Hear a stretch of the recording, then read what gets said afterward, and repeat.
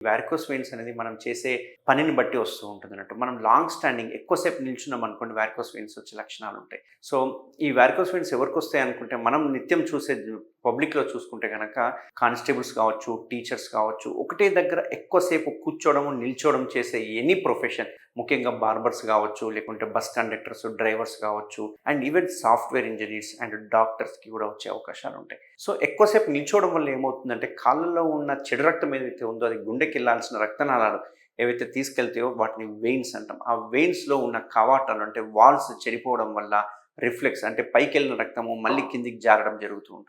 ఇట్లా జారడం వల్ల ఆ రక్తనాళాలు ఏవైతే ఉన్నాయో అవి ఉబ్బిపోయి మెలికలు తిరుగుతూ బయటికి కనిపిస్తూ ఉంటాయి. అంతేకాకుండా దీని సింప్టమ్స్ ఏముంటాయి అనుకుంటే ఈ ఈ వారికోస్ వెయిన్స్ ఉన్న పేషెంట్ సింప్టమ్స్ ఎలా ఉంటాయంటే బయటికి రక్తనాళాలు కనిపిస్తూ ఉంటాయి. కాళ్ళు హెవీనెస్ అనిపిస్తూ ఉంటుంది. కొంచెం దూరం నడవంగానే బరువు అనిపియడము, కొన్ని సందర్భాల్లో తిమ్మిర్లెక్కడము, అంతేకాకుండా కాళ్ళు నల్లగా అవ్వడం, బ్లాకిష్ పిగ్మెంటేషన్ అంటాం కదా! ఆ పిగ్మెంటేషన్ యాంకిల్‌కి పైన పిగ్మెంటెడ్ అయిపోవడము, నల్లగా అయిపోవడము, దురదలు పెట్టడము, అంతేకాకుండా ఏదైనా మన చిన్న నెయిల్ తగిలినా, చిన్న బండి స్టాండ్ తగిలినా, లేకుంటే ఏదో రకంగా దెబ్బ తగిలినా ఆ ఏరియాలో పుండవ్వడము, దీన్నే వీనస్ అల్సర్ అంటుంటాము. ఇంకా అలాగే వదిలేయడం వల్ల ఏమవుతుందంటే కొన్ని సందర్భాల్లో అక్కడున్న రక్తం గడ్డగట్టేసి డీవీటీ అనేది ఫార్మ్ అవుతుంటుంది. దీన్నే సూపర్ఫిషియల్ థ్రాంబోసిస్ అంటుంటాం.